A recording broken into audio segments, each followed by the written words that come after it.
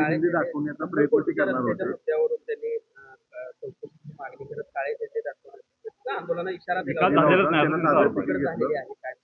दोन गोष्टी आहेत. राजकारणामध्ये एका बाजूला सत्तेवर असणाऱ्या माणसांनी चांगलं काम करायचं असतं, विरोधकांनी सुद्धा त्याच्यामधल्या दोष टाकायचे असतात. मी निश्चितपणाने त्यांचंही स्वागत करेन. समजा त्यांच्याकडून काही ज्या दुरुस्त्या असतील सांगत असतील तर त्या सगळ्यासाठी सुद्धा ज्या चांगल्या गोष्टी असतील त्या स्वीकारणं हेच लोकशाहीचं खरं वैशिष्ट्य आहे. मला असं वाटतं की त्या सगळ्या गोष्टी आम्ही ज्या योग्य असतील त्याचा स्वीकार करून किंवा स्वीकार म्हणण्यापेक्षा त्याच्याबद्दलची संबंधितांशी चर्चा करून ज्या काही उपाययोजना करायला पाहिजे ते करू.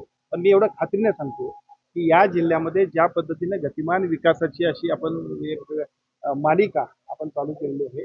कोल्हापूरच्या गेल्या 2-3 महिन्यांमधल्या आपण सगळ्या विकास कामांच्या उद्घाटनाची जर एकूण सगळे कार्यक्रम बघितले, आदरणीय अमित शहाजींच्या नेतृत्वाखाली झालेले कार्यक्रम असतील, आदरणीय मुख्यमंत्री देवेंद्र फडणवीस साहेबांच्या नेतृत्वाखाली झालेले कार्यक्रम असतील, जिल्ह्यातील सर्व लोकप्रतिनिधी आणि सर्वच आमदार खासदारांच्या मंत्र्यांच्या उपस्थितीमध्ये होत असणारे कार्यक्रम बघितले असेल तर जिल्ह्यातली कामं गतिमान पद्धतीने होत आहेत.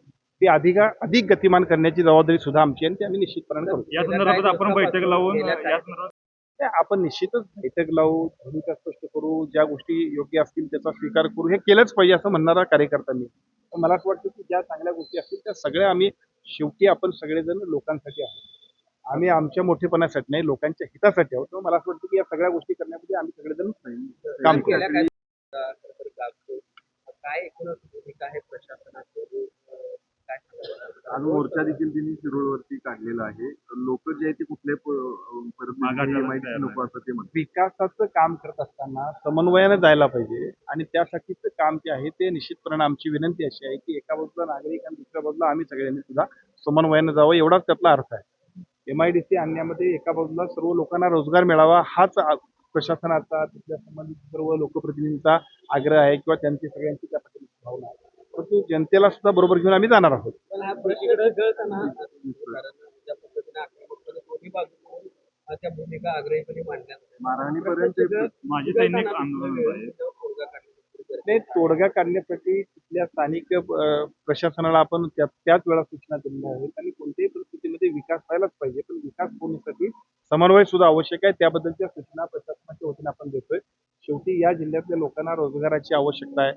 बदलत्या पिढीमध्ये ज्या पद्धतीनं प्रचंड मोठी अशी तरुणांची एक शिकलेल्या तरुणांची, सुशिक्षित तरुणांची एक खूप मोठी फौज तयार होते. त्यामुळे साहजिकच रोजगाराच्या संधी आपण उपलब्ध केल्या पाहिजेत. पण त्या होत असताना लोकांना बरोबर घेऊन आपण काम केलं पाहिजे. आम्हाला कामगार नको, सैनिकांचं गाव आहे, जवान तयार करायला पाहिजे तुमची भूमिका आहे. त्यांची भावनिकतेने साथ घातलेली आहे की आम्ही तिकडं देशाची सीमा राखण्यासाठी काम करतो. मात्र आमच्याच गावची जेव्हा आम्हाला गरज आहे त्या जमिनीची अनेक गोष्टी आम्हाला त्या ठिकाणी करायच्या आहेत. मात्र ते करण्यापूर्वी तिथे MIDC म्हटलं करायचं. यापूर्वी सुद्धा त्यांच्याबरोबर जिल्हा प्रशासनाने चर्चा केली आहे, तिथल्या स्थानिक लोकप्रतिनिधींनी चर्चा केली आहे. अजूनही आपण चर्चा करू आणि चर्चेतून समन्वयानं पुढे जाऊ. एकीकडे साजरा होत असताना मल्लिकार्जुन खरगे यांनी पाठ फिरवलेली त्या कार्यक्रमाला दिल्लीत उपस्थित होते. खरं तर 15 ऑगस्ट असेल, 26 जानेवारी असतील, हे आपल्या सगळ्या देशाच्या लोकशाहीचा आत्मा आहे, प्रेरणा देणारा आजचा दिवस आहे.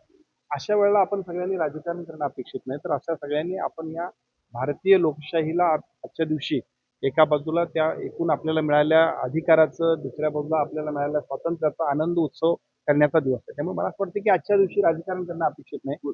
बऱ्याच वेळा असं होतं की आम्ही राजकारणाच्या टोलमधनं बाहेर येतो. मला वाटतं आजच्या दिवशी जर बाहेर आलो खूप चांगल्या काम साहेब ह्या सगळ्या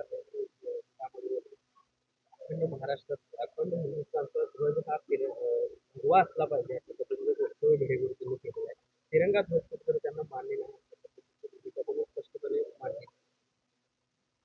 आता हे वक्तव्य मी ऐकलेलं नाही त्यामुळे त्याच्यावरती प्रतिक्रिया देणे योग्य नाही. परंतु भारतीय स्वातंत्र्य दिनाची आजच्या दिवशी तिरंगा लहर आपल्या सगळ्यांच्यासाठी अभिमानाची गोष्ट आहे.